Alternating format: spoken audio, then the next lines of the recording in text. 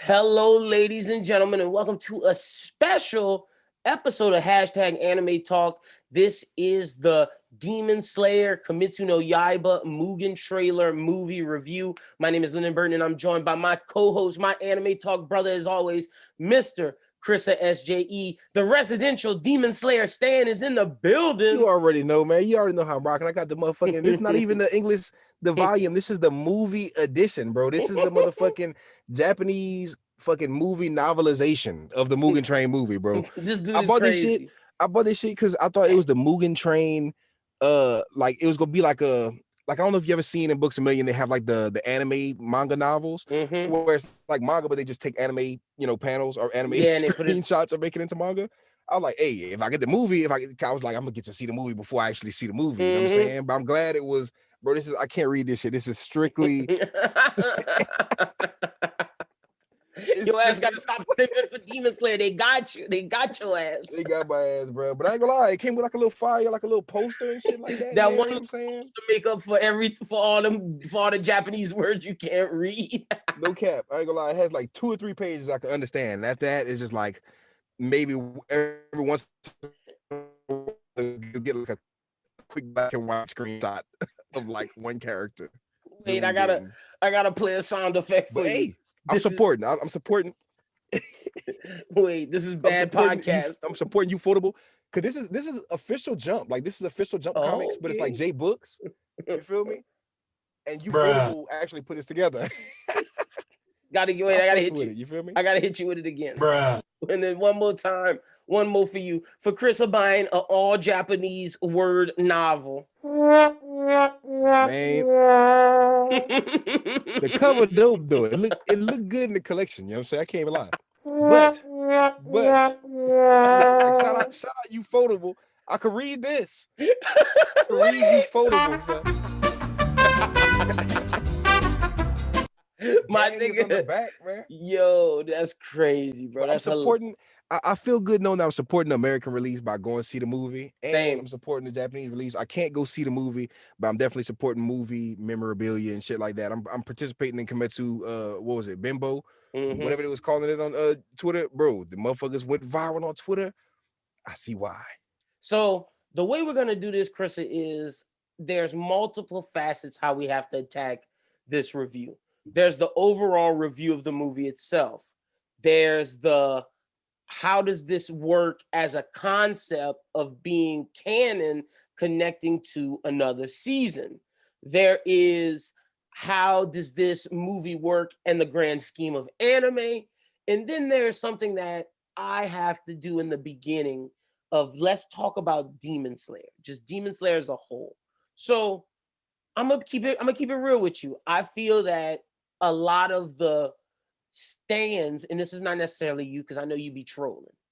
And listen, a lot of the stands kind of turned me off of Demon Slayer because I was one of the first niggas out here championing this show. If you remember in the gap, you put me on this shit. I wasn't even on this shit before you was on it. You was already knee deep into the manga. And my thing is, I loved it, and I feel that a lot of people calling it GOAT, a lot of people saying, "Oh, this is this, and a third," kind of made me sour. And then it having the ending it did made me even more sour. And I felt like I like it, but let me be the guy that's the anti-Demon Slayer guy. And I don't think that was fair to Demon Slayer, the content, to the people that work on it, to the mangaka, because watching this movie revitalized my love for it. I'm going to keep it a beam. It revitalized my love for it. Just seeing Tanjiro, seeing Inosuke be Inosuke, the chibi moments. Like, I forgot how much I love this series and how good this series is. And yes, the manga ending is atrocious, but like you have said for months, it still has so many lovable moments. It still is a great series. And I think my hate and slander is going to be turned down a notch, at least until we get to the ending in the anime, because I realized I love it. And just because I think my hero is the GOAT right now, New Gen, doesn't mean I have to slander Demon Slayer to put My Hero on a higher pedestal. They both can be GOATs for what they are. So I think it's time for me to put the Demon Slayer hate to rest. The Mugen Train movie did it, and I really loved it, man. I really, really loved it. Yeah, it really was a good movie. It was an enjoyable watch.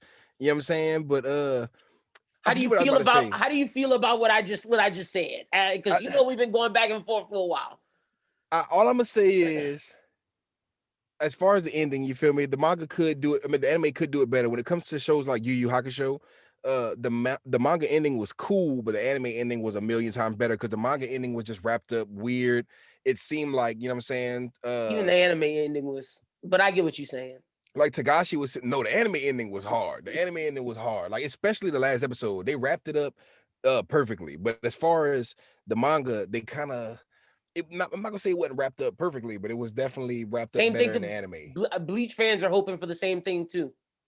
Yeah, Bleach don't even got no motherfucking ending, and Hunter x Hunter. We wait. Well, we're about to get the Bleach ending, the last arc, but But how you feel about just me turning it around on me coming back to the fold? I'm glad you're giving it its try again, because I'm always one of the people. I'm like, man, don't let the fan base ruin nothing for you. Block the motherfuckers out, because everybody's toxic. I've seen, especially me being a part of the fuck Gabby, being the guy that you're the spearhead. I can see how the fan base could get broadly for making a song called "Fuck Gabby." That was kind of like a joke, but making that song and just making people mad. You saw how mad Attack on Titan stands act, and I was like, "Ooh, man, I'm glad I'm not that part of the fan base that's super mad." You know what I'm saying, about just super crazy and super death thready, because My Hero has those fans that'll death threat the fucking author or some shit like that. Demon Slayer fans are wild, but I haven't heard of them death threatening nobody yet. No. Maybe just because the animation is good, they'll have nothing to complain about. But man, if season 2 comes out, the motherfuckers are crazy. They just attack other fan bases. That's what they ass do. Yeah, but that's all. Every anime fandom has that weird cringe. I be seeing it every day. I'm like, man, when are we gonna get tired of shitting on one anime to hype up another anime? You're right, and it's time we put that to bed. So I'm done. Until the ending comes up, I'm done hating on Demon Slayer. Yeah, because all this shit, me and you both are manga readers when it comes to Demon Slayer, and we both, finished it up like this. All this is like the shit we've been waiting to get animated since Demon Slayer started. Ever since we started reading the manga and was super hype. When we were reading it week to week before the end, we were just itching for this shit. So, and I'm not gonna lie, this movie was amazing, but as amazing as it was, it really does have me hyped for season 2. And I'm gonna touch on that a little bit later.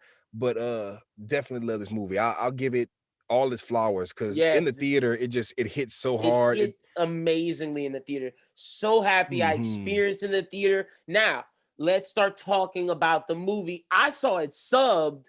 You saw it dubbed, and you told me you wanted to see it subbed. Now, yeah, I want to see it both. Now, being that I wasn't the biggest fan of the Demon Slayer dub, didn't think it was a bad dub, but just it's not, to me, what makes My Hero's dub bad for me is that I can't buy Deku, and Deku's the whole thing about the series. I don't think Tanjiro is bad necessarily in the Demon Slayer dub. That's why I think it's an average dub. But by no means is it Fire Force level good, because Fire Force is amazing. But I'm happy I saw the sub and got to experience it how I love Demon Slayer. How was the dub for you? So the dub for me, it was like hit and miss for me. You feel me? Okay. Like it didn't take me out of the experience. Like the dub wasn't. Yeah, did it lessen the experience for you? No, it didn't lessen the experience for me. And I feel like that was due to the fact that okay, so when I initially watched, Demon Slayer, we watched sub, we watching week to week, everybody else. But when the dub came out, of course, I went back and rewatched it because I was excited. Yeah. Now, we talked about it on Anime Talk. I was very critical to be like, this is one of those dubs you have to execute correctly, because it has potential to be one of the biggest shonen, one of the biggest anime of all time. So if you fumble with the dub, you know what I'm saying, have another. I don't want to throw no distance to certain ones, but there's certain dubs that are horrible, and you don't want to redo that by not taking care of a big property that you just got rights to. You don't want to parasite it. I'll say it. Yeah, Parasite is definitely one of them. But I know for sure the dub didn't, especially for the people who are dub onlys. I don't think people are gonna really be turned off by any of the characters. the main reason why I didn't like Inosuke at first, my first impression of Inosuke's dub actor wasn't the best, is because I do think the sub actor was incredible and he didn't match that exact performance. But being the fact that I took a break from watching the sub, like my girl caught up to it. You feel me? My girl watched Demon Slayer recently. She just wanted Yeah. to watch the whole season. She never watched it before. So she watched it in dub, and I rewatched it with her in dub, and I was like, man, this doesn't low-key doesn't sound bad. It's just not what Okay. I remember being so iconic. Zenitsu, perfect. I was trying to look up the voice actor's name for the English dub, but he did a perfect performance. He does spectacular Zenitsu. It's damn near, it sounds like the Japanese voice actor just Okay. did the same shit in English. But Tanjiro, I will say, for the most part, Tanjiro gave a compelling performance, especially when he was like all in his emotional bag. You feel me? The Okay. tearful That's moments. what I'm saying. But a lot of the times, Tanjiro's not one of the people that take me out of the Demon Slayer tub. when he screams and shit like that, though, it doesn't sound. I remember being in the theater. I was like, man, it's too much. Too much of this. You feel Ooh, me? But it okay. was just the same could be said about Dragon Ball Z and shit like that. Certain screaming characters, but like as far as the emotional, compelling parts, I was in the experience the whole time. Okay. Even the awkwardness of Rengoku hit like I felt like it was supposed to hit. Okay, And I real. did Cause not see, like Rengoku in season one, the dub. the sub for me, Rengoku was perfect. Like everything about the sub was perfect. Like getting Zenitsu that we love, Inosuke that we love, the Inosuke emotional moments, getting the Tanjiro emotional moments, and then seeing Rengoku just go ham against Akaza was just amazing. Seeing all their performances from the sub voice actor, so I just gotta give them applause. So let's jump into talking about the movie itself. Real quick, brief summary of the movie. So spoilers now onward. We're gonna be spoiling it. We're gonna be talking about it. But I will say we will not spoil anything from anything past this movie. So if you are an anime only and you don't know what's coming up in season 2, you don't know what's going on, anything past this, we will not spoil it. I promise you. Even though we're manga caught up, we won't spoil it. And if we do want to talk manga stuff, I'll say when that is. But from this point until I give you further notice, you are okay to listen as long as you watch the movie. So 3, 2, 1, we're spoiling. All right, spoiling movie only. All right, so basically, brief summation of the movie. We start right where the season left off, and we're getting on the train. We have the cool moment where Inosuke is like, "Oh, is this a demon?" Blah blah blah. They're getting on the train, and the dream demon has put her blood powers into the tickets. The people come through and punch the tickets, and as they punch the tickets, it puts each passenger to sleep. All of the demon slayers, Tanjiro, Inosuke, and Rengoku get put to sleep. And as they're sleeping, these different human individuals who have terminal illnesses, who just want to dream forever, are coming to try to kill them in their dreams. They each defeat them in fantastic fashions. We get flashbacks to Tanjiro's to the death of his family and just how him dealing with that was. We see Rengoku's past, not too much from Zenitsu and Inosuke, but the manga really dives more into that if you want to know more about that. This was more so Rengoku and Tanjiro's story. And then we then see them all break free thanks to Nezuko. Nezuko helps Tanjiro break free. He then helps everybody else break free. And then they start fighting the demon. Essentially, Tanjiro and Inosuke destroy the demon. And then they're all chilling, blah, blah, blah. And then the upper moon, Akaza comes. Him and Rengoku have an amazing fight. Rengoku dies. Akaza escapes. And the boys learn that they have to grow in strength. Now, Chrissa, we could deep dive into it. That's just the super, super, super, super brief summation of it. But first thoughts, I loved Rengoku in this movie. And I know me and you's favorite Hashira both is Tengen, the flamboyant one. But I thought Rengoku gave an amazing performance in this movie. It really brought him to life.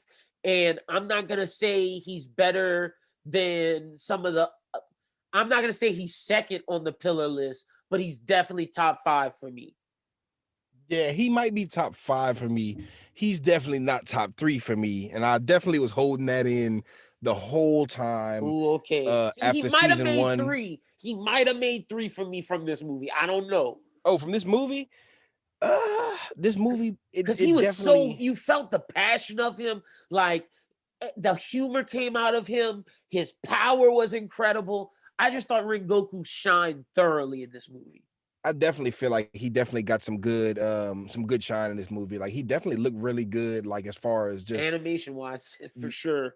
Every time he booted up, like I was telling this to my girl afterwards, like we were riding home and I was just super hyped. And I'm like, bro, every single time they showed him booting up with the fire, like getting surrounded by the aura and shit, he just looked like he was in his zone. Like, bag, yeah. Like they threw like probably a big budget into just Rengoku on his own, just shining because he was looking. That was like, you know how back in the day, whenever you would see Dragon Ball characters power up and you feel me, you'd be super hyped to see the aura around them because that's like the first time you've seen shit like that in anime. This it gave me that feel, but kind of new era, and the hype was up there, it's like through as roof, far as just yeah, for sure. Then, before the attacks even happened, and then seeing his story come to life with his father and his past, and when he hugs his little brother and is like, "Look, Dad may not acknowledge us, but what I didn't have, you have. You have a big brother who, no matter what you do in life, I will support you." And just seeing his little brother cry, that was a great moment. And then him reflecting on that when he's fighting Akaza, and then how his guts just makes him push. Like seeing that scene where he pushes, and I know we're jumping ahead, but we're gonna go through each character and talk about them. This is just us talking about Rengoku because he's the main pillar. When he has the sword through Akaza's neck and it's stuck and he's holding him there and the sun's coming up, you just respect Rengoku's gangster. Yeah, for sure. Like he was holding his own too, and he definitely stuck to his grounds on that whole, I'm not gonna be a demon shit. And I really did like that because there's certain characters who would probably fold. There's And I do definitely like the other fact pillars that who would have folded at that moment. I know we're not talking about other like later arcs, but there are definitely pillars from what we know. If Rengoku was there later on, it would have been better than having some of them other ones. I'm gonna just keep it a beam. Yeah, for sure. Because you definitely don't know too much about Igoro. He looks like on some snaky Orochimaru type shit. You know what I'm saying? So you never know. Fucking what's her name? The butterfly bitch from last season. You can't read her emotions at all. You feel me? And you never know. You feel me? You never know somebody's intention. Somebody might do it and be like, "Yeah, now I'm a demon, but I still got my cognitive function." Like, what's her name's? Lady. Lady. Oh God, it's been so long, but I know who you're talking about from first season. The one who broke free from Mugen's control. Who's the doctor? That's just us descripting her. Don't know. And her I can name. imagine. I can imagine a Hashira. I'm not saying any specific Hashira, but I can imagine a Hashira being like, "I'm strong enough to overcome that shit. Or I'm strong enough to handle the demon blood and overcome it." You feel me? With knowledge of it, that would be some dope shit down the line. I'm not. You know what I'm saying? That would be some dope shit. I'm gonna get into this in a second. You know what I'm saying? Like later on, I feel like we're gonna definitely have to touch on this. But there's so many possibilities for like filler movies that they could do in the future. You know what I'm saying? Or just like random one shots with demons and shit like that. Cause that would be a great concept to see like a Hashira actually fold, or like, you know what I'm saying? See somebody try to overcome demon powers and become a because Nezuko's a demon, and you don't look at her like you talk about more spinoffs. Okay, let's save that because that's definitely something we could talk about at the end. But my thing is with Rengoku, his whole thing was like, I don't want to become a demon. He's like, I'm a human. Humans do this. And to me, it's just that's the only reason why I would want to see some shit like that. Because to me, demons all aren't bad. We've already seen 2 good demons, and we're traveling with a good demon. So it's like, I do understand the whole I'm not gonna be a demon type shit. But also to that point, you just got to think of how the story's set up. Muzan makes all the demons, so there's legit only 3 demons that aren't bad. It's I think it's Lady Toya, maybe something with a T. It's something like that, and then the little homie that's with her in Nezuko. Yeah, the little annoying dude. Yeah, those are only 3. It's literally just those 3. So, but I could just imagine somebody with power just being like, I could overcome that shit with knowledge that there's a lot of people don't know about just those 3. But once I figured out, hold up, you could be a demon and if I get these demon powers, I'll be unstoppable. I'll be like, imagine like Eren becoming a Titan. You feel me? Like, bitch, I'll kill all the Titans. You feel me? And I could just imagine that going a certain type of way. So it would have been crazy to see Rengoku become a demon because, spoiler alert, he died because of bullets. Yeah, he bites the bullet. Like you could have Loki did something, but it let him because demons go to hell, which we know true. when they deteriorate. It let him see his mom again and live peacefully onward. And I think Rengoku's story tied up perfectly. And I think the way he inspired Tanjiro, Inosuke, and Zenitsu was brilliantly. Let's take it back to the beginning. How did you feel about the gang? Um, Definitely loved it, and I know we're done talking about the dubs and everything too. But Inosuke, he grew on me. Like he's a character that you remember I was saying earlier I didn't like him initially, but it was mainly because I loved sub Inosuke. But Inosuke really did a great job vocally in this movie, and plus just the comedy was on 10 with him as usual. The comedy with Zenitsu was on 10 as usual. And I love Inosuke for whenever we did the live pod and we were talking about our favorite side characters. Yeah. I had Inosuke up there. This movie kind of makes me want to make him tied with Zenitsu because Zenitsu is like literally that strong of a character. Not to shit on Tanjiro, but my top 2 favorite characters out of the squad is Zenitsu and Inosuke because they're so, Interesting.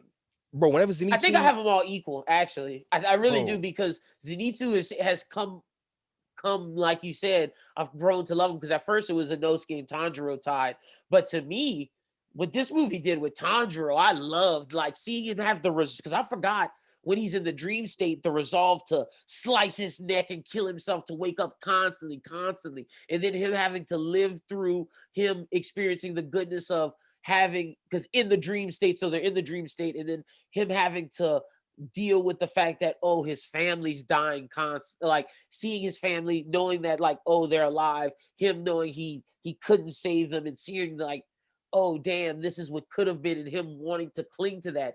I think that that's the trope. And I texted Christian, shout out to the One Piece review co-host with me. I texted him, I was like, bro, I really don't like dream states in any particular medium. Like, I hate seeing the fake what could have been universe. But in this instance, it really shows how much Tanjiro went through, in the pain that he has constantly knowing that, like, Muzan took his family away, and then him having to relive that over and over and over and over in multiple different ways and different horrible ways. And I thought the one brilliant was when he came out, he was like, my family would never say anything that you just made them. Don't insult their memory. I hold their memory to me in my soul. And it was just so beautiful. And then even hearing the guy that was supposed to infiltrate him and kill him, when he goes into his subconscious, Rengoku's subconscious is all burning. It's a wasteland of burning.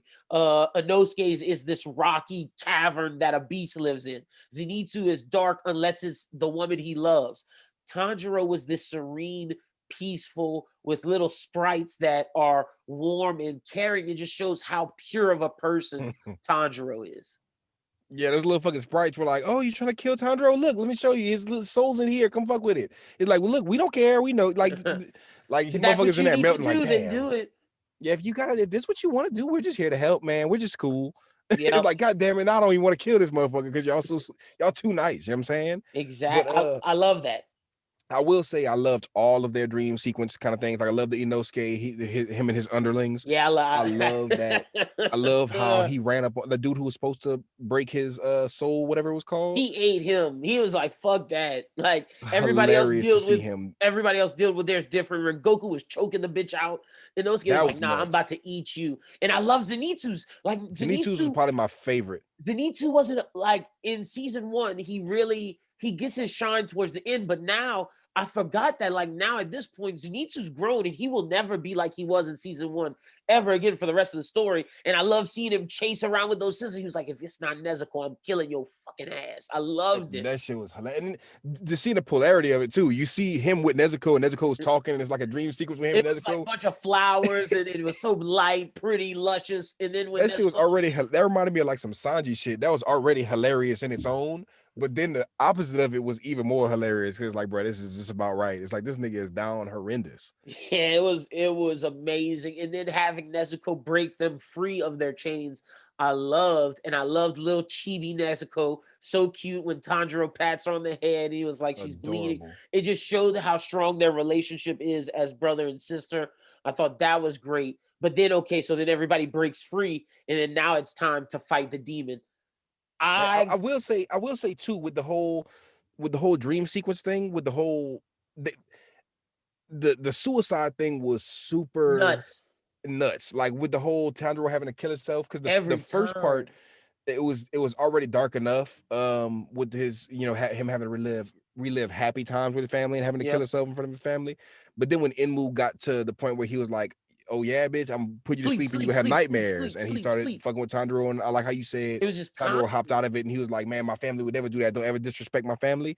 That was probably the toughest thing he ever had to endure. You feel me? And then to the point where he almost killed himself for real. Yep, That's and such a Inosuke had to stop him. That's so dark, bro. Like when I'm telling you, I'm in the theater with a bunch of. They have like they had kids in the theater with me. I'm sitting there like, ooh, bro, kids should not have to be. Let's talk about how we're going to talk about the impact of the movie after we finish the review, because I want to talk about my theater sides and we'll talk about that in a second, because I think that's important. That's another aspect of this. Okay, but that's just definitely it's just super dark, and I just didn't think they would take it there. Like I didn't think it made sense why it's rated R. Like I was like, whoa, they really went there. They didn't like edit any of the manga. Like they kept Gotage's vision true.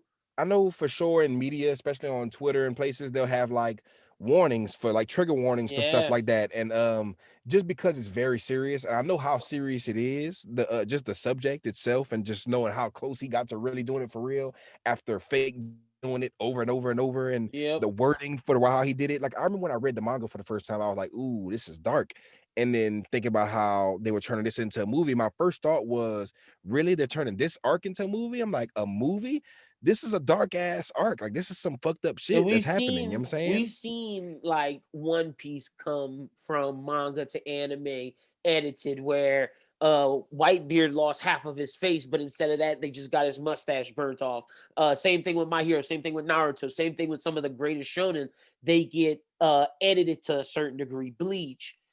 They kept Kimetsu no Yaiba 100%. They didn't. Yeah, that's the thing. They didn't tone it down. They kept it 100% to the manga. I was shocked.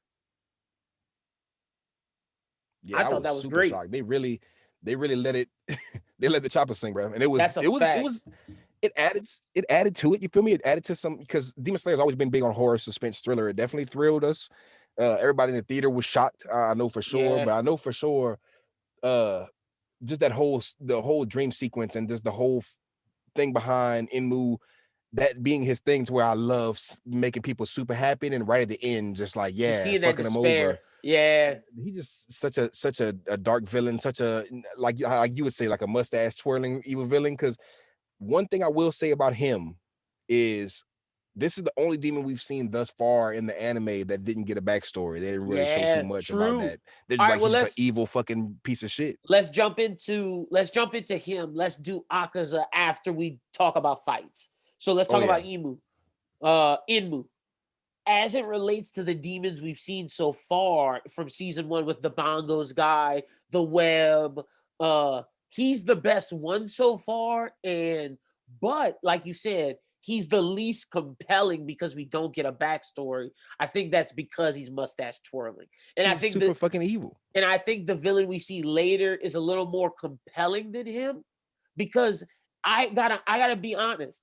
Seeing them fight Tanjiro, I thought his movesets were very, very weak as a combatant. It was literally sleep. That's all he had. He had spam sleep. Like, if that was a fighting game, and like he's probably gonna suck. Yeah, you'd have kicked him in the fighting game as DLC. Or if he's a player that like is at your house, you kick him out your house, because it's like, bro, stop spamming X. Literally. Like, so I thought he was an okay villain. I think the fact that the story and the main characters were so good was what propelled this to a great movie. I don't necessarily think it was him. Yeah, this was mainly a great Demon Slayer movie because it hits all the Demon Slayer tropes. Like, you get to see Tanjiro and Inosuke and Zenitsu be Tanjiro, Zenitsu, and yep. You get the chibi comedy moments. You get it. You get all the great it hits all the targets. Yep. And then you get the emotional depth in like philosophy of characters. This time it wasn't with demons. This time it was with Rengoku and Tanjiro. Now let's talk about the fights. I thought Zenitsu and Nezuko's fights great. I love seeing Zenitsu fly and do his lightning. Yes. I thought your guy Inosuke got the short end of the stick, if I'm gonna be honest.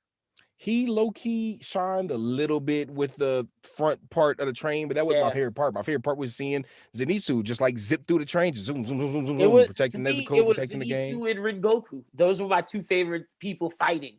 But Zenitsu's in the anime, whenever he first did his, like whenever they were doing the his thunderclap, when he first did that shit, he he probably had one of the best animated sequences of the He season did. with his thunder. Anytime he used his thunder, so His power they is so definitely made that cool. stand out in the movie. That's a fact. And then I loved Tanjiro's fights with his water and stuff. But when Tanjiro shined best was when he used his flame dance. And then when he threw the sword at Akaza, I was like, yo, Tanjiro, okay, boy, I see you out here.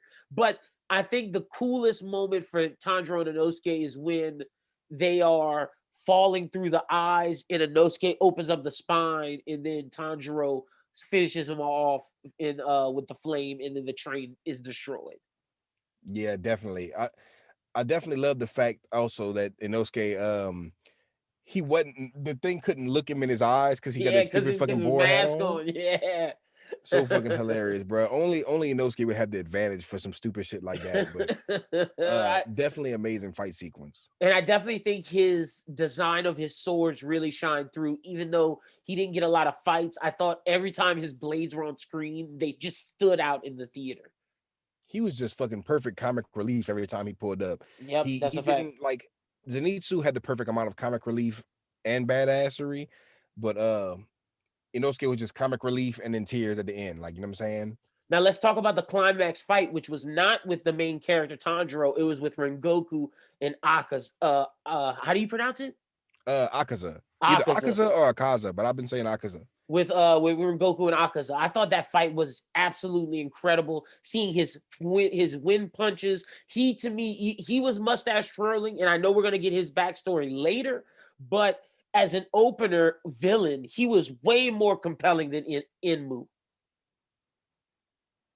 He's one of my favorite demons in the whole entire series, being caught I up on the might as manga. well. And even before I was caught up on the manga, like whenever I was catching up on it, and when he first touched down, he made that impact on me. I remember I was like reading it and I was like screenshotting pictures. I was like, man, this motherfucker is badass. Like, he's a Yeah. badass demon. And we see some demons down the line later that are compelling, but he's top tier. Like he touches down and he's a movie villain for a reason. Because whenever he pulls up, he made an impression, a strong impression. And just the animation quality of him versus Rengoku was just beautiful. Like we said, every time we saw Rengoku boot up with his fire was great. And then just seeing his killing techniques or whatever he was calling them. Oh, you talking about Akaza? Akaza too, yeah. Oh, he had with his killing. When he had his frost, when it was like a web almost, but it wasn't a web. It was like a frost. It was like, oh man, I wish I knew. It was air defiance or it was something like that. It was like or air resistance. It was something crazy. But I thought it was absolutely incredible. Mm-hmm. So I thought that was great. Now, anything else about the movie you want to touch on? I will say they definitely drew out that fight. They drew out the fight. It was a longer movie than I expected. I wasn't mad at it. I was glad. I'm here for every minute of it. It could have been longer. Rocked with that. I definitely appreciated that. But at the end, the fight just seemed kind of stretched a little bit. Like it was killing me, bro, because I knew what was gonna happen to Rengoku. Real. Like I'm sitting there like thinking it was gonna happen sooner than it happened, and they stretched that shit out. You feel me? Then I'm glad they did though, because out a little bit. Because it and I think this is why I think my love for Rengoku grew, because they stretched it out and they showed how important he was to Tanjiro and to Tanjiro's story going forward, because he told Tanjiro he believed in him. He's the first Hashira to recognize him and say, you have abilities, you have capabilities. And just seeing his growth from the start of the series to now, and even from the start of the movie when Rengoku was like, I'm gonna just trust you right now because my master. But by the end of it, it's like, no, I'm gonna trust you because you're a good person. You and your sister are good, and we need you to survive. And it was even better when Inosuke was like, bro, stop crying, because he praised you. He didn't praise me. He didn't praise Zenitsu. He said, you're the one. And like, you got to stop crying, because if not, you're going to let his memory go to waste and his sacrifice go to waste. And I thought that was just beautiful.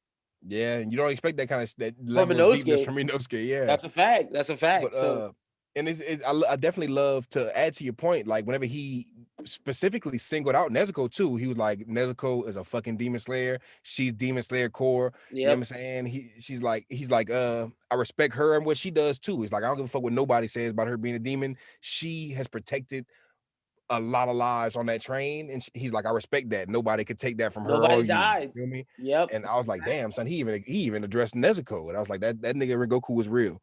And it just shows how good of a person Tanjiro is, because it was even if you look at the conductor who stabbed him in his stomach, and Inosuke was like, bro, let that dude die.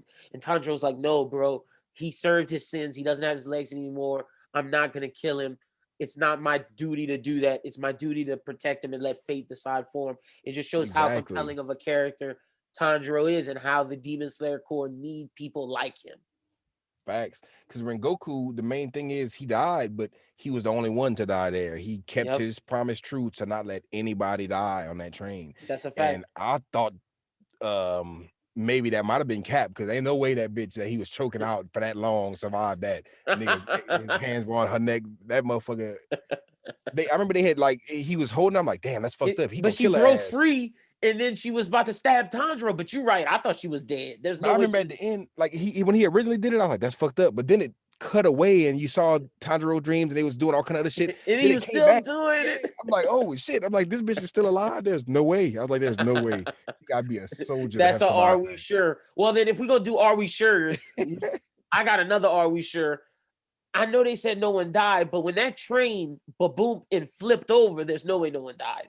Somebody had to have died, bro. Because this is not now modern day trains. Like this is like like I don't want to say Edo Japan, but this is not modern day Japan to where the trains are like rollable. This is like some old school steam engine. Like that's straight metal. Someone definitely would have died. You gotta be like Superman speed, zooming. Let me save them all from the train and move them to safety. Cause I didn't see that necessarily. Nobody did that. Maybe they was like nobody died that ain't already dead. I'm pretty sure motherfuckers that train. There's no way there were bodies on the train. Wasn't there? Like, didn't they have like a fucking whole trailer of the train with like a bunch of dead motherfucking bodies with blood on the place? That's what I thought. It showed like a piece of it. And I was like, damn, bodies. Like, we're not counting those casualties. We talking about like the niggas we saved. None of them died. Yeah, that's the six niggas you saved. Yeah, we saved 6 niggas, and everybody else is dead, but nobody died that's still alive. But see, okay, the people that I thought was dead that you're talking about, they didn't die because that's when Enmu was like, I didn't even get to feed on any of them at the end when he was a shriveling little. Oh yeah, because he was supposed to eat everybody in the train. That was his thing, and he didn't, and he was like, I can't believe no one survived. But I'm with you. I don't know. The people look like they was dead from the jump. That's a Are You Sure, bro? They had some motherfuckers that could have been dead. That's a big Are We Sure? Another Are We Sure? I said it already, but Chrissa, I'm sick of dream states. Like I know you're not a big comic book guy, but they always, in every Batman issue, they have one where he takes fear toxins or someone gives him a gas and he envisions a future where, oh, Bruce Wayne, if his parents didn't die, Superman, if he didn't, if he didn't leave Krypton and he stayed with Jor-El. I'm so sick of dream states from Naruto, even in anime. Naruto, when Luffy has a dream state, I just hate the dream state trope. Every time I hear dream state, I think Infinite Tsukuyomi, and I just don't. I can't get jiggy with that. I hate that shit. But I gotta say, at least this movie did it well. It wasn't bad in this movie. Like the dream state, I definitely loved seeing each character's dream state. It wasn't like seeing 10 dreams. It was seeing like your favorite 3 characters and Rengoku, and the Rengoku dream served as. It's not like they showed us random Joe Blow. It's not like they showed us the tuberculosis kid. Exactly. We needed to get Rengoku backstory so we give a shit about him for the end of the movie. So it's like they had that to drill in some backstory for Rengoku. And also they had it to, tug your heartstrings with Tanjiro and his motherfucking family, you know what I'm saying? But at the same time, they did execute this as good as I've ever seen it get done in anime or animation or comics. But I definitely think it could have been a little bit more compelling for a movie. And I think we about to get into that in a second. But as far as the movie, like as far as movie goes compared to other anime movies and shit like that. But I definitely was super entertained from this movie front to end. Felt like I needed this because watching the Demon Slayer season 1, this is the perfect way to follow it up with canon shit. Definitely was. Like I would have watched it like this. I'd have watched it as in the season. And we're gonna talk about that in a second. Let's finish up the review. So just like we do in Run It Back, we're gonna do a couple categories. So Chrissa, who won the movie for you? Ooh, who won the movie? It's gonna be fucked up if I say Akaza, but I want to say Akaza, bro, because he really got away. Son really dipped on their ass. Hashira and Dip. Like if he's the only person who really caught a real W, you know what I'm saying? True. Okay, mine Tanjiro is caught a W against the fucking Inmu. yeah. Mine is more of a let's see. I don't want to say a participation trophy, but mine is more of a moral victory. I'm going with Rengoku. He raised his standing for me as Hashira. He raised how I viewed him as a character, and he set up Tanjiro for the future. And even though he died, like Tanjiro said, he kept his word. He saved everybody. He lived for the people. He did what a Hashira is supposed to do, and he protected the people against demons. And he made sure that the future was enabled and intact. I think Rengoku won the movie. People like to think that, you know, or they set it up to be like Giyu is more of Tanjiro's kind of like mentor because Giyu sent him down the road of Rakadaki or Irakodaki or whatever. Yeah. But Rengoku really is the one that had that Jiraiya Naruto kind of connection with him and really help him grow as far as showing him how to heal himself with his breathing techniques. Like this motherfucker had a stab wound, and Rengoku's like, yes, you can fix that with your breathing. And I thought it was a funny line too. Whenever he was like, look, just breathe. I'm sitting there like Tanjiro's sitting there like, breathe, bitch. I've been breathing the whole fucking time. What are you talking about? You feel me? And then later on, whenever Rengoku had that hole in his chest, and Tanjiro was like, can you breathe it? And he's like, what does it look like I can fucking breathe? This hole in my chest closed? No, yeah, I'm gone, bro. I'm gone. Okay, just hilarious. Loser of the movie to me is Inmu. Oh, for sure. He went out like a bitch. Like he had a right Yagami bitch go out. Like he was crying and shit like a bitch. And this is my thing, right? The end of the season, they set him up. It's like, oh, I love getting tortured. Oh, give me more of your blood. I hope my body can handle it. Type shit. You feel me? He's like he was like, thank. Like I remember he specifically told Muzan, thank you for saving me for last because I love seeing each one of these motherfuckers die. Those horrible deaths you just gave to him, and that's what made Muzan go. You know what? I'm gonna give you a bunch of blood. And if you survive it, you know. And I feel like he just at the end he's like, no, not me. When he was just shriveling up, it was just some loser ass shit. But also, I got another loser: the train conductor who lost his legs, who was working for Emu. L. Yeah, he was on some bitch ass shit, bro. You about to kill Tanjiro? You stab Tanjiro? What up, bitch? Son? Also, all them little kids who was just trying to sleep, who had permanent illnesses. L's.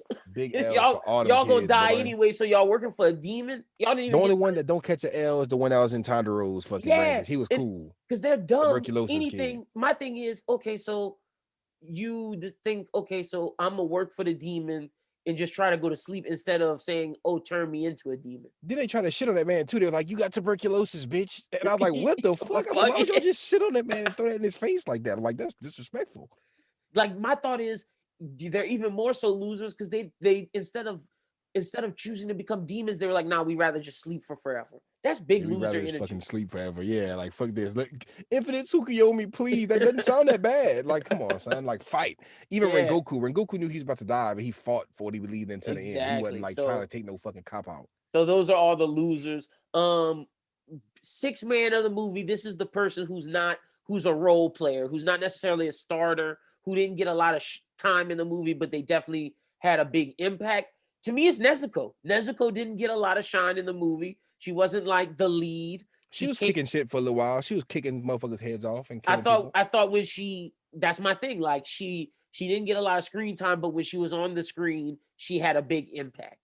Definitely. I love the little cute scenes, like you said, with Chibi Nezuko and getting head pats from Tanjiro. Just adorable, just top tier adorable. Even when you get the speaking lines with her in Dream World, it's like finally we're getting some they're making Nezuko's voice actor do a little bit of extra work, you know what I'm saying? Give us some which is not a slight to her, because honestly it must be hard to make a compelling character based with grunts and screams and stuff sounds. like that. Yeah, no, that's very limited, actual lines. So all props to her, because whenever she speaks, and even the English voice actor was pretty good. And I definitely, you know what I'm saying, I appreciate Nezuko. I'll agree with you on that. Just being a dope character, underplayed, but not underplayed, but just not one of the starters. She's not like Inosuke had a lot of screen time, Zenitsu had a lot of screen time. Obviously, Rengoku and Tanjiro, the villains, had a lot of screen time. The only other person I can say maybe was a 6-man role player was Akaza, but to me, he was super impactful. Yeah, he was on the screen more than Nezuko, in my opinion.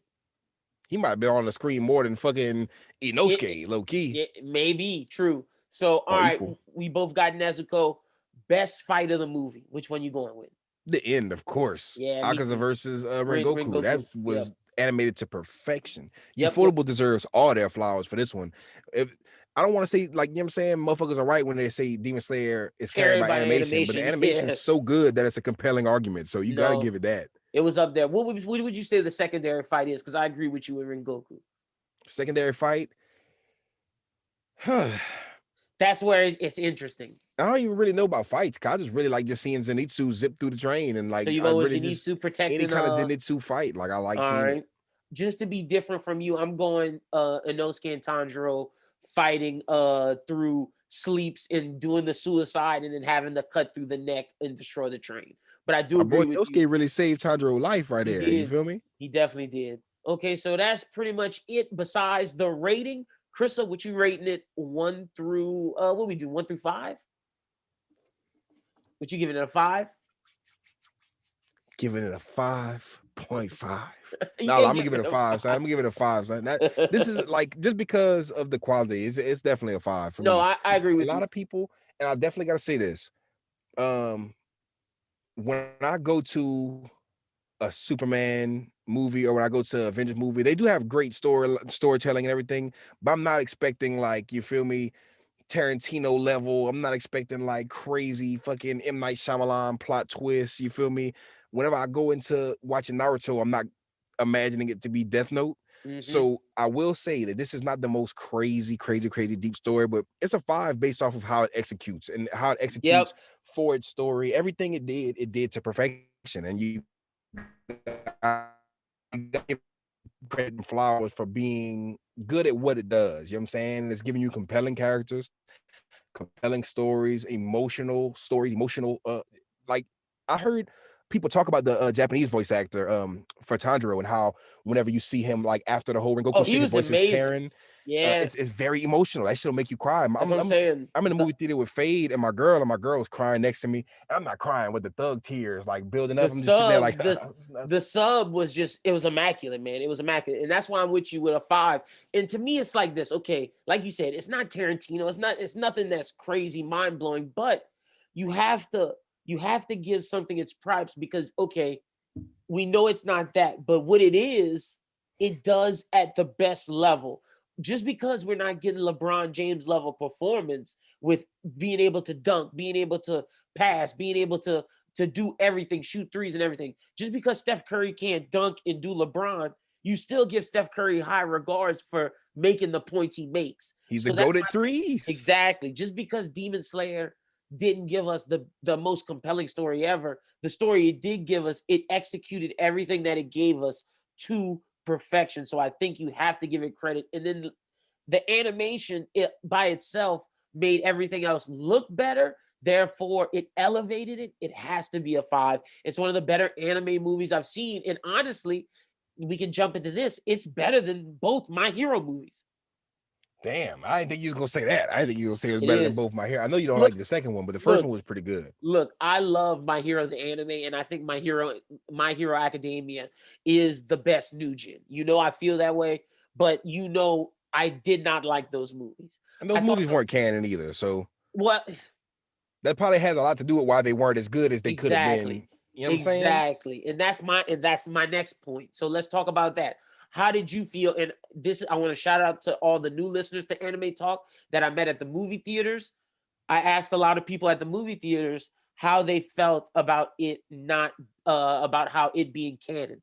They said that they felt it's great seeing that like this is rewarding manga readers and this is rewarding like the idea of canon to where okay, we read the manga, we're going to continue it with this big movie to where it makes the movie important. Now, one person did say, however, it will suck for people who are going and like they say, oh, I got to watch season 2.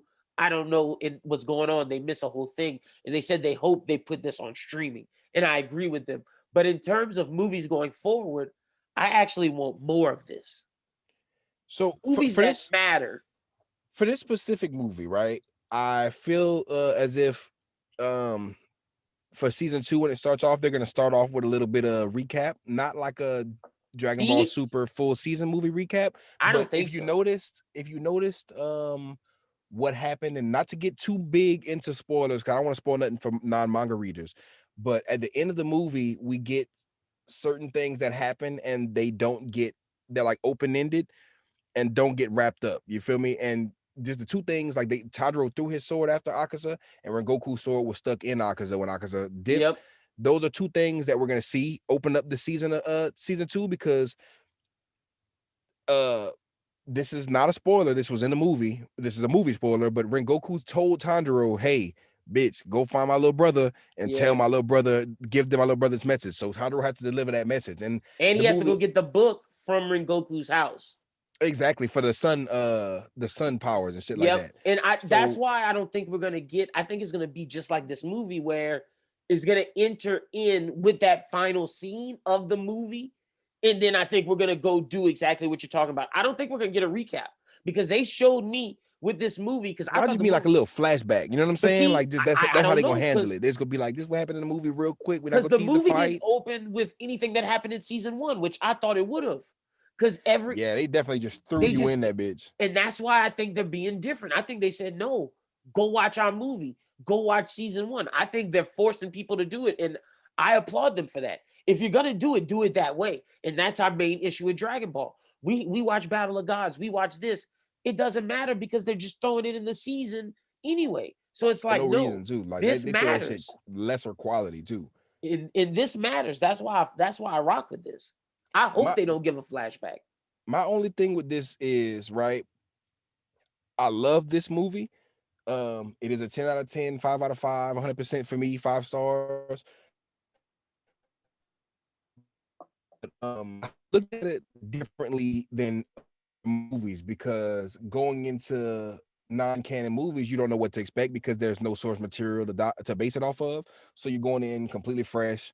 Everything is you know what I'm saying? If people spoil it, it's not like people are spoiling it from manga. They're spoiling it from watching the movie. So I just know for sure with certain movies like the Broly movie, we don't have a manga adaptation of the Broly movie. I wish we did, because I would love to see Toyotaro's version of the Broly movie. Just the quick couple panels we got out of it was amazing. But that was such a great movie, such a great suspenseful, and it felt theatrical. They definitely had a lot of direction going off of mixing 3 movies in one. They mixed the Gogeta movie, this is not a Dragon Ball, episode. But I'm just saying, basically for that movie, it felt like a big theatrical movie. You know what I'm saying? For this one, it was like, bro, when you look at traditional movies, like this movie ended with one of the main heroes dying, and that's just the end of the movie. Like nothing happened after that. But that's why I think this is amazing. And because it's like, no, we're gonna tell our story the way we want, and we're not gonna just stampede. We're not just gonna tell a random ass story and then have Luffy at the end win, and just nothing happens, to where, okay, we get this thing that leads us to Laugh Tale. Oh, but he destroys it, to where this movie doesn't matter at all. That was kind of dumb. And like Broly, like we don't think we're ever gonna see Broly again. It hasn't happened in the manga. I have no idea. They left it open-ended, but they better bring Broly back, bro. They don't even mention that nigga in the manga. Matters, and that's the thing. Like, I have to applaud them, because not a single Naruto movie fucking matters. Not a single one. Didn't the last Attack on Titan movie? Did they have an Attack on Titan movie that was like the beginning of season 2 or some shit like that? They have an Attack on Titan movie that's just recap. Oh, so it's recap. So it's not even a real kind of movie. I just know I did appreciate this. Like you said, it definitely rewards the manga readers. It gives you a canon movie for some shit you just seen. And another thing I like about it being a movie instead of a season is I know what season we're about to get, and we need that full 24 episodes for this, for this next couple arcs. And I would hate for them to start off with the Rengoku arc and then. But I will say the only reason why I'm speaking on it negatively is because watching the movie, it didn't feel like I was watching something that was written to be a movie. It just feels like I was watching a continuation. Like how you said, they didn't even give you any kind of setup. Like imagine you're not a Demon Slayer fan, but you're like, I'm gonna go watch this Demon Slayer movie because you did that with My Hero and they didn't leave you hanging. Like you did that with One Piece and they didn't explain to you who characters were, but you could watch it and still enjoy it, not knowing what's going on. This one, they just dived in. They didn't give you no recap, and it just was literally the end of the manga. I mean, from the end of the when season 1 left off until the end of that little arc, and it was amazing because that arc was so dope. It could have been a movie, but it felt like I was just watching a few episodes of Demon Slayer with no commercials. That's where I gotta disagree with you, because I do think it sucks for people who never saw Demon Slayer or anything, but go watch it, go read it. It's not my fault. This is the first time where fans get rewarded, because every other time it's a movie experience, they cater to non-fans. For example, Star Wars, they sugarcoat it and they make it to where it's like, oh, everybody can understand it. Marvel, they don't go super in depth in the comics because they want the common man to understand it. They're saying, you know what, fuck this. We're rewarding our fans. And to me, to your point about why the next arc needs to be 24 episodes, that's because that particular arc is so long that it feels like a TV episode, where this one, I thought, now seeing it on the movie screen, was a cinematic arc. And I think it felt like a movie, but the only issue is if you're not a Demon Slayer fan or know about the material, you won't understand it. But I can't blame them for that, because they're saying, hey, look, this is for our fans. This isn't for everybody else. This is for the Demon Slayer fans. Here you go, cinematic Demon Slayer. Now we're going to get to season 2. Like, I just feel like Demon Slayer as a whole is movie quality. Like these couple arcs that they put into a movie is movie quality. But imagine if they did that with the Spider arc and we got to see episode 19, because episode 19 was movie quality. We just didn't see it on the big screen. I do think that we don't get the same kind of quality, even though it's Ufotable doing it. You know they're goated. I think being this is a movie, they had a little bit bigger budget, a little bit better timing to do what they did with the Rengoku versus Akaza fight. And I'm definitely thankful for that, because that was a fight that needed to look that theatrical, I think. And that was a moment that needed to be cemented in history this big. You feel me? Like, Rengoku is an important character in the Hashira. And like I said earlier, I feel like he's Tanjiro's Jiraiya, and he was just as impactful, but he wasn't there as long. So they had to make him that impactful and let you know that, we're going to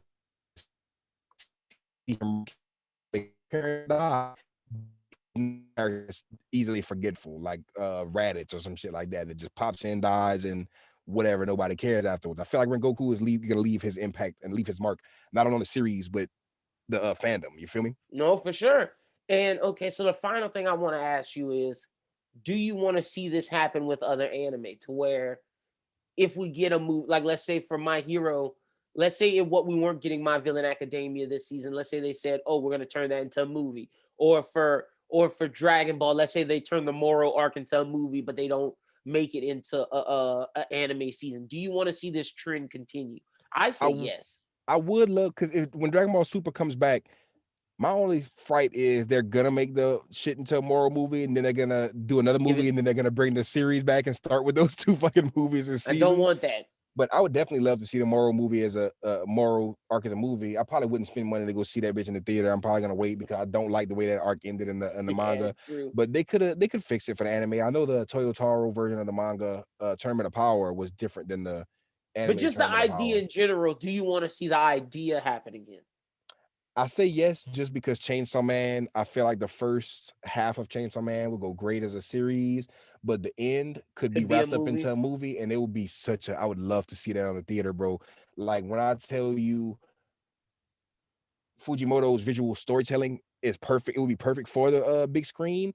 I feel like it would be super impactful if we get the ending of Chainsaw Man as a movie. I think Shibuya, the JJK arc that's supposed to be the next season, could be a movie. And I think it would be we're getting Volume 0 too. Volume 0 is a movie, which I think is amazing. So we're seeing this trope continue, and I love it. So I'm hyped for it, but I hope we do get traditional Demon Slayer filler movies too, because I would love to see filler Demon Slayer movies of just, like, not to spoil manga, but we don't see every single manga, every single Hashira get their shine in the manga. They all get active, but we get a Rengoku arc, which is this. We get a Tengen arc, but I'm not gonna spoil who else's arc. I just say Tengen because we're about to get the Tengen arc from the trailer. Yeah. But Tengen gets his Hashira arc, Rengoku gets his, but a few others get theirs. We don't really see big arcs. We see them come together for the last arc. You know what I'm saying? But we don't really see everybody. I would love to see some people get their arcs in movies. Like, Rengoku got his movie. Let's let some other motherfuckers get their movies. Let's get some filler shit. That's how I say I want a My Hero movie about just All Might's time in America, or just different, like, spin-off things. A One Piece movie about Mihawk. Like, I think I agree with that. So I think they should make spin-off movies, but canon movies. If you're gonna do movies that don't necessarily have to tie into the main story, give us side characters who you're not gonna explore and give them canon quality stuff. Like if you did a Naruto movie, give us a team with Neji, Guy, Rock Lee, and Tintin, and let's see a mission they went on separate from Naruto and them as a movie for them. Or Shikamaru's team, the Inashika Cho with Asuma. Let's see them go on something. Just different things like that where we get side stories. But Chrissa, that's all really I got for the review. Solid movie. I think we enjoyed ourselves. Yeah, I definitely enjoyed it. I'm going to watch it again. It's one of those, like, if this was running You back, gotta watch the I'm running sub it back. though. Yeah, I definitely gotta go see the sub. I'm going to see the sub next. I'm not going to see the dub twice. Not to disrespect the dub, but Yeah, I'm I gotta probably see not gonna both watch the dub. sides. I gotta see this. If anything, if I watch this again, The I'm dub watching was the dub. it was just surprisingly good. I'm not gonna lie. It wasn't the best dub I ever heard, but it was definitely not a bad dub. You can't really shit on it. I'm not saying you specifically or me Yeah, no, specifically, but no, I'm no. I'm saying not. like your average sub, like your average person who It's a solid. can It's an tell the difference average between a dub. bad dub and a Yeah. good dub is definitely, and I would say certain parts of it is above average, but it's definitely not top tier. Like if we had a tier S, A, B, C, D, it would be like A or B. You feel me? It Okay. wouldn't be C or D. It wouldn't be average. It would be a little bit above because it was very compelling. Like when I Okay. tell you, bro, like the speeches, the crying, like they had Inosuke. Inosuke's character was very emotional, and it definitely conveyed what I feel like Inosuke really would cry, talk, and you know what I'm saying. It just the script was already amazing enough, but all the English dub characters drove it home. So I really Okay. do got to commend them for that because they knew they would probably get that movie bag. You feel me? They probably knew this is a big deal, and I like whenever companies know that you can't just fuck it up just because it's gonna sell itself. Nah, don't Mm. four kids this shit out. Like really take care. And I think Funimation really does a good job for the most part. They get some just but I definitely feel like they did a good job with this. Now to see the dub and see my OG goats. I know that's good. I know the subs gonna be good. You feel me? That's Yeah. no question. But I The was sub like is in. pleasantly surprised with the dub. The sub is incredible. But Krista, tell the people where they can follow you at on social media. Follow your boy at Twitter SJE. Twitter SJE, Twitter Chrissa SJE. SJE. Chrissa SJE on Twitter, Instagram, SoundCloud. You feel me? Fuck Gabby remix with Rob Banks out now. I just got the official cover art for Sainin Jump, so the album's about to be out soon. Japan with Coach E's about to come soon. People have been beating up my DMs for that. So that's about to drop. But really, this is what I really want to push. You know what I'm saying? I'm a manga dude, a Japanese manga dude. So I'm a big fan of everything that's on Jump Plus right now. There's a lot of shit that's on Jump Plus right now that has not been translated. If y'all are a fan of Chainsaw Man and Hell's Paradise, I'm pushing the Dan agenda. It's thrown off of a manga. I gotta remind you to read that bitch whenever we get off of Yeah. here. But if y'all fuck with Chainsaw Man, I'm pushing that agenda. And if y'all want to go see my thoughts on it, hit me up on my favorite new social media, my anime list. I've been on Mal a lot lately, and it's on there, and they give like chapter, like that's the one thing I really do like about my anime list. They have things to where you'll go to the anime page and it'll have each chapter and you'll pull it up and it's like a forum with discussion. And you know what I'm saying? They have spoiler tags to where if they talk about shit that's not in that chapter, you feel me? You could hide that or like open it if you've seen further than that. So if y'all want to engage with me on that, like any kind of Demon Slayer manga, if y'all are mangas onlys and y'all have caught up like we are, you feel me? And I'm gonna be in Discord soon too. Like I ain't gonna lie, I've Yeah. been trying to get more active on Discord. The Discord, look, real talk, the Discord is the place to be. Literally, we talk everything from movies to TV to anime to manga to comics, all in the Discord, hip hop music. That's where y'all are, the viewers. Shout out to the Discord. Shout out to Jay Verson, Pharaoh, Jazz, Tyler, Peter, Hastic. There's so many more. Gang. Miles. I can keep going on. There's so many. GG. Shout out to everybody in the Discord. I know there's a crap ton more. Black TN. I don't want to forget anybody. Martinez. There's so many people in the Discord. We rock with Gang. y'all. Y'all are family. And if you want to join the Discord, link in the bio of the YouTube video. It's a great time, man. Like I said, if you read the One Piece manga, we talk every Wednesday night when the spoilers drop. We talking it, but we can spoiler tag it. So if you're not caught up, you don't get to see it. We talk My Hero. We talk Demon Slayer. Everything going down in the Discord. You can talk to me, Chris, or anybody on the network. Y'all come hop up in there. But follow me at follow me at LynnBWT. Follow Bros Who Think at Bros Who Think. If you're a One Piece manga reader, the new chapter review just dropped 10/11. So be sure to check that out. No anime talk this week, but we will be back next week. And until then, have a good one. We'll talk to you soon. Peace.